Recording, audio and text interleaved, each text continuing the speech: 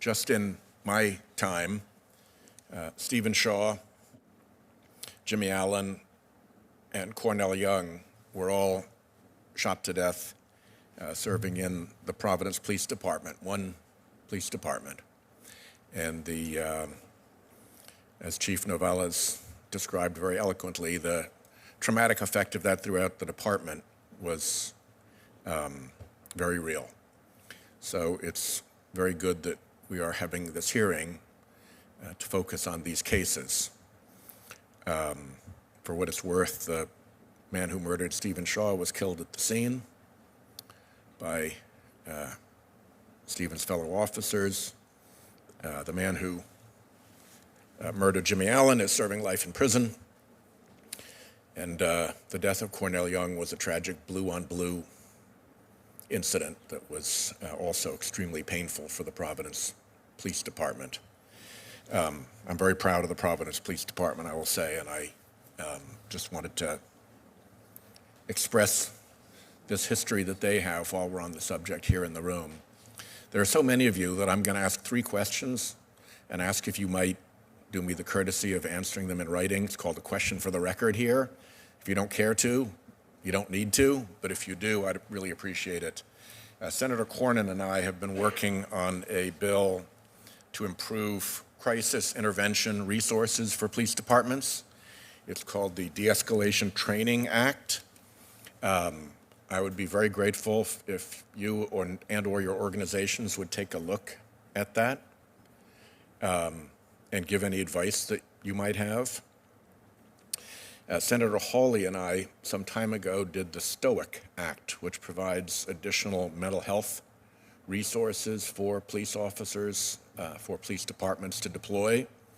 But even in the brief time since then, we've learned a lot more, and I'd be interested in any thoughts on how that act might be updated. It passed into law with very, very broad bipartisan support, so I'm sure amendments could pass quite quickly if you'd be interested in providing some ideas about that. And the last thing I'd be interested in hearing from you about is high-velocity ammunition. We talk a lot about assault rifles, but the speed of the projectile itself is another separate factor. And as I understand it, it's a factor in the ability of your body armor to withstand the bullet. And it's a factor in the physical destruction wrought by the projectile in the human body when it hits it. So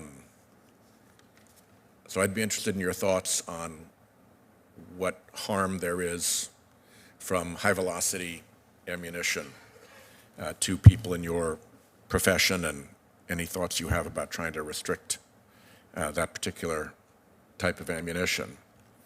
And I'll close because it's, I think, impossible not to talk about the dangers to police officers and injuries and fatalities, certainly as a member of Congress, without referencing the heroism and simple, plain, hard, tough work that our Capitol Police did on January 6th, fending off the mob that President Trump sent up here to do damage to the building, and obviously they did a lot of damage to police officers. I think the January 6th Commission, the bipartisan January 6th Commission, has done a very fair job of presenting what that day looked like to the police officers who were here, and for those who were injured that day, and for those who, for whom fatality resulted from that day.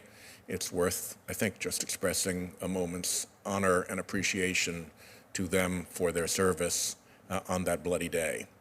And with that, I guess I'm the senior person here, so I'll now turn to Senator Lee, followed by Senator Klobuchar, followed by Senator Cotton, it seems, unless the order should change.